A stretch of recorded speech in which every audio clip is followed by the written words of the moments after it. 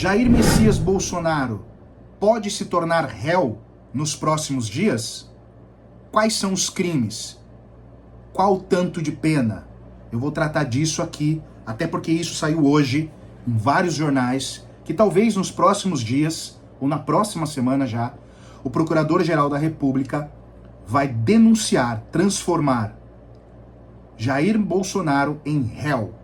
Fique aqui comigo até o final desse vídeo para você entender do ponto de vista jurídico e político quais são as implicações. Mas antes eu te peço que se inscreva aqui no canal, compartilhe esse vídeo, deixe o seu like, principalmente comente. A liberdade aqui é absoluta, com restrições. Brincadeira, pode comentar aqui. Bom, vamos lá. Precisamos relembrar alguns fatos e daí dos fatos entender quais são as implicações jurídicas, né? Então eu preciso relembrar algumas coisas que vocês talvez já sabem. Mas o que eu posso dizer é o seguinte, o Bolsonaro parece um roteiro de filme ruim. Ele conseguiu, olha, eu não conheço, salvo na ditadura militar, e nem todos ali, viu? Eu diria talvez o Garrastazu Médici, Costa e Silva, foram os que mais cometeram crimes ali de todos, né? Todos cometeram, assim, o crime ali, talvez, de usurpar a democracia, mas eu digo crimes contra o erário e também contra a humanidade. Assim, além deles, Bolsonaro, para mim, né, e a gente vai ver aqui, foi um dos presidentes que mais cometeu crime num único mandato, né? O que é muito curioso. Mas vamos lá.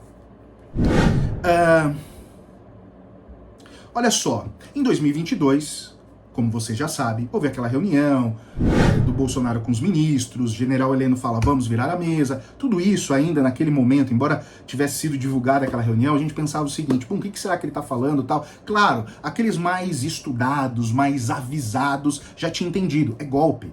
Estão querendo melar as eleições naquele momento para não permitir que as eleições ocorram e daí o Bolsonaro se perpetuar no poder. Depois disso houve uma outra reunião, depois das eleições que ele havia perdido, Bolsonaro para o Lula, uma outra reunião em que se discutia para que não permitisse que o Lula tomasse posse. E ainda mais, teve uma outra reunião, né, ali já não com o Bolsonaro, mas com aqueles que circulavam em torno de Bolsonaro para discutir um atentado contra o Lula, a morte, portanto, contra o Lula, contra o Alckmin, contra o Alexandre de Moraes. Tudo isso acontecendo nas barbas ali do Palácio do Alvorada. Bom, isso tudo vocês já sabem. Aí em 2023, 8 de janeiro, houve a tentativa de golpe. Até hoje eu ouço o seguinte, de muitos, inclusive, quando eu vou no Twitter, ou quando eu vou, enfim, em alguma outra plataforma, as pessoas dizem assim, mas não houve golpe, o golpe não se consumou. Mas o tipo penal não fala isso. O tipo penal fala realmente em tentativa de golpe. Nós vamos ver aqui o que está escrito no Código Penal. Olha só, que o bolsonarismo não gosta de lei, eu já sei. Mas nós precisamos, você que me ouve, que me vê, vocês precisam vir para o mundo real. Eu sei que vocês têm essa percepção. Talvez um bolsonarista ou outro vai assistir esse vídeo e vai ficar maluco, porque eles não vivem nessa dimensão. Eles vivem em algo paralelo. As leis, elas estão postas aí e elas precisam ser cumpridas. Aliás, eles reclamavam que as leis não eram cumpridas. E agora que elas estão sendo cumpridas contra eles, eles ficam indignados. Mas vamos lá. Então houve a tentativa de golpe. Olha o que diz o artigo 359-M. Aliás, há vários operadores do direito, e um aí que eu tô travando uma grande discussão, eu diria briga talvez, com o Deltan Dallagnol ali no Twitter, na plataforma X, que me estranha muito, ele, que é uma pessoa que tem uma qualificação jurídica, como ele ficou assanhado, ele ficou assim, encantado com o assédio bolsonarista, porque ele faz cada reflexão infantil, parece um menininho de 14 anos falando no Twitter. Não parece que era um membro do Ministério Público Federal. Mas vamos lá. Artigo 359-M do Código Penal. Tentar, com emprego de violência ou grave ameaça, abolir o Estado democrático de direito, impedindo ou restringindo o exercício dos poderes constitucionais. Houve a tentativa? Sim, houve. Isso é um fato. Tanto é que os bolsonaristas não negam que houve. Eles dizem que por ser uma tentativa, não deveria ser punido. Bom, não leram o artigo 359-M do Código Penal, que fala realmente em tentativa. Houve emprego de violência, grave ameaça? Sim, é só você olhar as imagens. E aquilo que foi articulado entre os que encabeçaram a tentativa de golpe, também, o emprego de violência deles era... o emprego de ameaça e violência era, por exemplo, atentar contra a vida do presidente, do vice-presidente e do ministro do STF. E sem falar que eles encabeçaram, eles que organizaram o golpe, também respondem.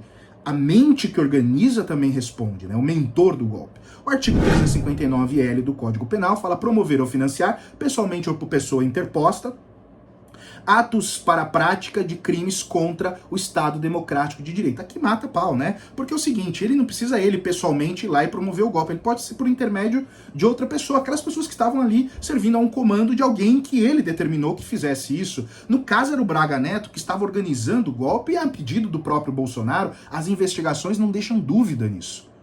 Havia um mentor, aliás, vários mentores, mas um que comandava, que seria o beneficiado disso, que era Bolsonaro. Então a junção desses dois dispositivos deixa muito claro. O primeiro dispositivo, 359-M, é uma pena de 4 a 12 anos de reclusão. Reclusão é cadeia, regime fechado. E o segundo crime, 359-L, pena de 3 a 8 anos também reclusão e multa, né? Não, multa não, só de 3 a 8 anos de reclusão. Bom, veja que imbróglio. Aí depois vem o segundo crime praticado, um pouco antes, do Bolsonaro, na época da pandemia. Enquanto o mundo todo estava tentando se vacinar, inclusive nós aqui no Brasil estávamos tentando nos vacinar, Bolsonaro estava falsificando, ele e outros asseclas. Aliás, aqui não há nem dúvida, porque já há depoimento nesse sentido de dizer, não, ele falsificou, ou melhor, eu falsifiquei a pedido de Bolsonaro. Os militares estavam responsáveis por isso. Né? Então houve a falsificação de um documento público. Nós vamos ver isso aqui, que há dois tipos penais que falam sobre isso, uma declaração falsa. Por que declaração falsa? Porque é o seguinte, de fato ele se vacinou, mas como ele estava criando uma narrativa para que as pessoas não se vacinassem, que ele era contra a vacinação, que ia virar jacaré, aquela papagaiada toda, ele precisou criar uma narrativa, mas ele não queria ficar no prejuízo. Então o que ele fez? Ele se vacinou, que é o que as investigações indicam, e ele falsificou a carteira para dizer que não se vacinou. Percebem? E essa carteira, ele tem a carteira verdadeira, portanto, eu me vacinei, criou uma outra, dizendo, não, essa aqui eu não me vacinei. E aí diz o tipo penal, falsificar no todo ou em parte documento público ou alterar documento público verdadeiro, pena de 2 a 6 anos de reclusão e multa. Mais uma pena de reclusão. Artigo 299 do Código Penal, omitir em documento público ou particular, no caso público, declaração que dele devia constar, ou seja, que ele se vacinou. Ou nele inserir declaração falsa, no outro, dizendo, eu não me vacinei. Pena de 1 a 5 anos de reclusão, mais multa, certo? Bom, e aqui fica claro 2 crimes, tentativa de golpe e a falsificação do cartão de vacinação. Gravíssimos 2 crimes, gravíssimos. Vocês estão vendo a pena aqui, tá no Código Penal. Aliás, esses aqui, com exceção do de cima, que era da lei de segurança nacional, que era uma lei antiga da época do regime militar, os outros crimes da década de 40. Não tá aqui por causa do Bolsonaro, já estava aqui. O caso do roubo das joias, ou das joias roubadas, melhor dizendo. Olha só, temos que lembrar o seguinte. Eu estava hoje ali tweetando e tal, e aí eu me deparei com o seguinte tweet.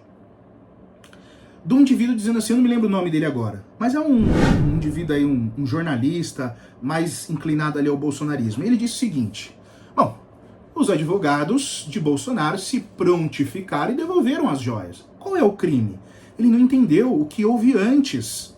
O que houve antes que caracterizou o crime. E o que houve antes? Quando o Bolsonaro recebe as joias, não é para ele, é para o Estado brasileiro.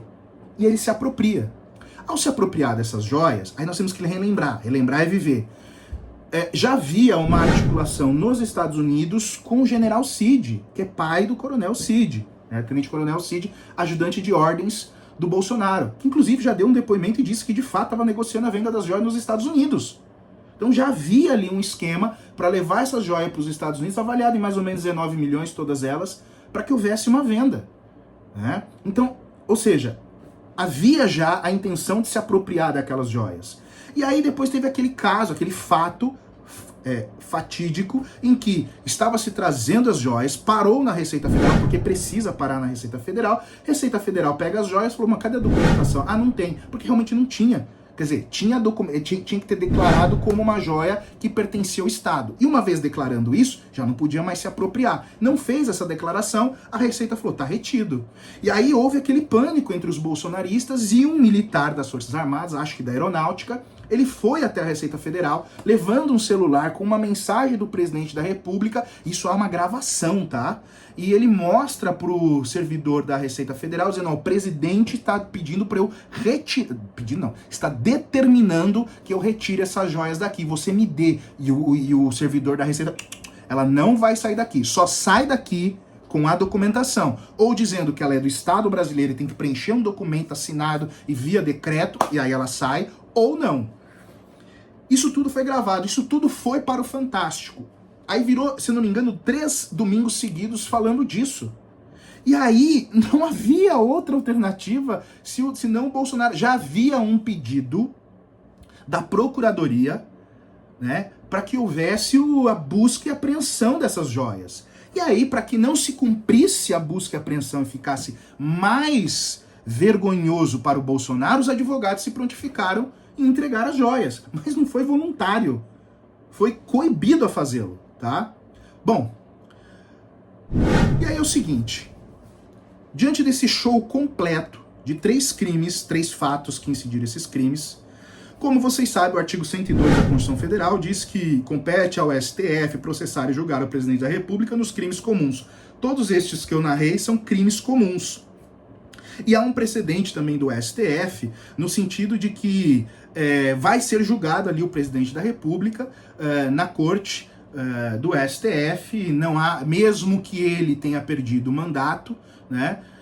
Ele ainda será julgado, porque os crimes ocorreram enquanto ele era presidente, então há essa reserva de competência para o STF, e ficará no STF, já é um precedente, uma jurisprudência consolidada no STF, então os advogados do Bolsonaro estão tentando que estes crimes contra o Bolsonaro sejam julgados na primeira instância, mas não há a menor possibilidade. Bom, e aí fica a pergunta, o que você acha? Você acha que ele será condenado? Você acha que se condenado, aliás, agora que ele vai se tornar réu, ele vai pedir refúgio em alguma embaixada ou vai enfrentar a justiça, como se diz ali, um patriota corajoso? Ou vai enfiar o rabo entre as pernas e agir como um covarde? Lembrando, se nós somarmos todas as penas imaginando que ele seja condenado, não vou nem na pena máxima, ali no meio, de uma e outra, pode chegar a mais ou menos 30 anos de cadeia em regime fechado. Não vai cumprir os 30 anos, como vocês sabem. Não é réu primário, salvo engano, ele não é réu primário, né? Então, ele vai cumprir ali, acho que 1/3 da pena, dar em torno de 10 anos de reclusão, que é o que eu acho que ele vai cumprir, mas ficaria inelegível por 30 anos se condenado nessa pena. E ainda que ele não cumpra em regime fechado os 30, a inelegibilidade fica pelo tempo da pena, tá? Acho que ele fica ali em torno de quase 10 anos em regime fechado, tá?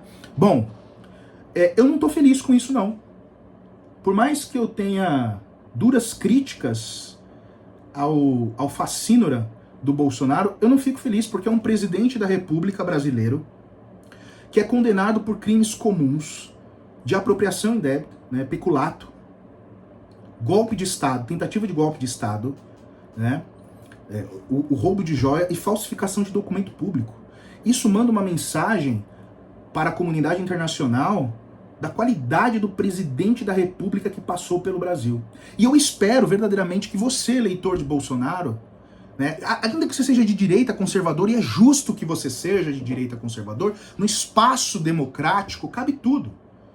Mas escolha um candidato decente, não esse pulha, não esse criminoso. Faça isso por vocês, certo? Bom, se você gostou aqui da análise, deixa aqui os seus comentários, o like, se inscreva, muito obrigado.